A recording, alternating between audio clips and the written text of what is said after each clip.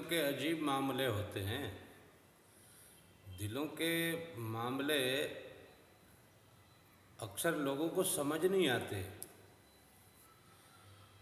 لوگ دل کے حوالے سے ٹھیک سے علم بھی نہیں رکھتے۔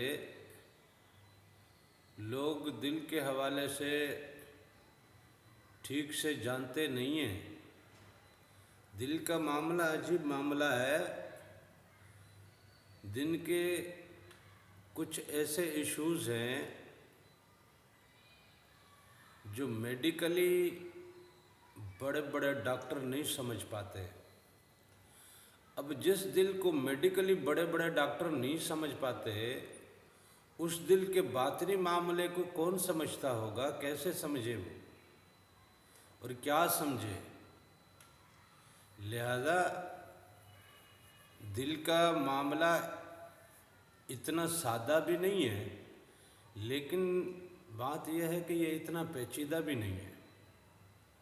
ہم لوگ دل کے حوالے سے اپنی خواہشات کو، اپنی آرزوؤں کو، اپنی تمناؤں کو، اپنی ضرورتوں کو اٹیچ کرتے ہیں، لیکن دل ہماری ضرورتیں پا کر بھی اطمینان سے تو پھر بھی نہیں رہتا۔ ہماری خواہشات کے پورے ہونے کے بعد بھی دل سکون میں نہیں رہتا۔ ہماری دنیاوی تمنائیں، ہماری دنیاوی آرزویں، ہماری دنیاوی خواہشیں اگر پوری ہوتی بھی جائیں تو بھی دل مطمئن نہیں ہوتا، دل سکون نہیں پاتا، دل آرام میں نہیں آتا۔ اس کا مطلب یہ ہے کہ دل کو کچھ اور چیز چاہیے۔ جو چیز دل کو چاہیے وہ ہم ٹھیک سے سمجھ نہیں پا رہے۔ دل کے حوالے سے قرآن پاک میں اللہ تعالیٰ نے فرمایا ہے کہ الا بذکر اللہ لتطمئن القلوب، دل کا سکون، دل کا آرام، دل کا اطمینان تو اللہ کے ذکر میں ہے۔ اور سچی بات تو یہ ہے، اور معذرت کے ساتھ، بڑے دکھ کے ساتھ یہ بات کہنا پڑتی ہے کہ ہم لوگ اپنے رب کو یاد نہیں کرتے۔ یوں گفتگو میں اللہ کے حوالے سے کچھ باتیں ہوتی ضرور ہیں، کبھی کبھار ہم لوگوں میں، دوستوں میں، عام محفلوں میں اللہ اور اس کے رسول کی بات کر ضرور دیتے ہیں، لیکن اللہ کو یاد کرنے کی جو حقیقت ہے وہ یہ ہے کہ آپ اپنی تنہائی میں اللہ کو یاد کریں۔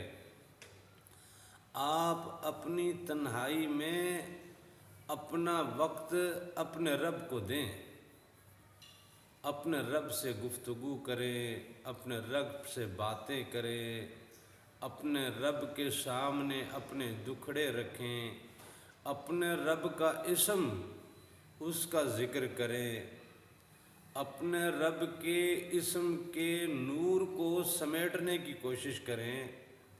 اپنے رب کے اسم سے ہم اپنے دل کے تسکین اور اطمینان کا سامان کریں تو ہمارے دل کو اطمینان ملتا ہے۔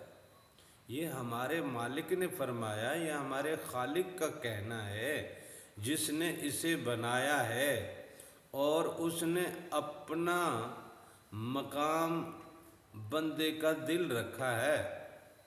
اب جس دل میں رب ہونا چاہیے، اس دل میں اگر دنیا رہے گی تو اطمینان کیسے رہے گا؟ جس دل میں اللہ کی محبت ہونی چاہیے، اس دل میں اگر کسی اور کی محبت ہے، دنیا کی محبت ہے، دنیاوی خواہشات کی محبت ہے، دنیاوی ضرورتوں کی محبت ہے، تو یہ دل سکون کیسے پائے گا؟ اس رب نے جس نے اسے بنایا ہے اس نے فارمولہ بتا دیا کہ اس کا اطمینان تو میرے ذکر میں ہے، اور اس کا ذکر تو ہم کرتے نہیں، اور جب ہم اس کا ذکر نہیں کرتے تو پھر دلوں کو اطمینان ہم کہاں سے دیں گے؟ ہمارے دلوں کو اطمینان پھر کہاں سے ملے گا؟ ہمارے دل پھر مطمئن کیسے ہوں گے؟ ہمارے دل سکون میں کیسے آئیں گے؟ ہمارے دل کا یہ معاملہ اتنا آسان تو نہیں، لیکن اتنا پیچیدہ بھی نہیں۔ سادہ سی بات تو رب نے یہ بتائی کہ اسے اگر آپ نے سکون اور اطمینان میں رکھنا ہے تو مجھے یاد کریں، مجھے یاد کریں، آپ کا دل اطمینان میں رہے گا، مجھے یاد کریں، آپ کا دل سکون میں رہے گا۔ یہ سادہ سا فارمولہ اس کے بنانے والے نے بتا دیا۔ اس نے اپنا قیام اور اپنا مقام اور اپنا عرش بندے کے دل کو بنایا۔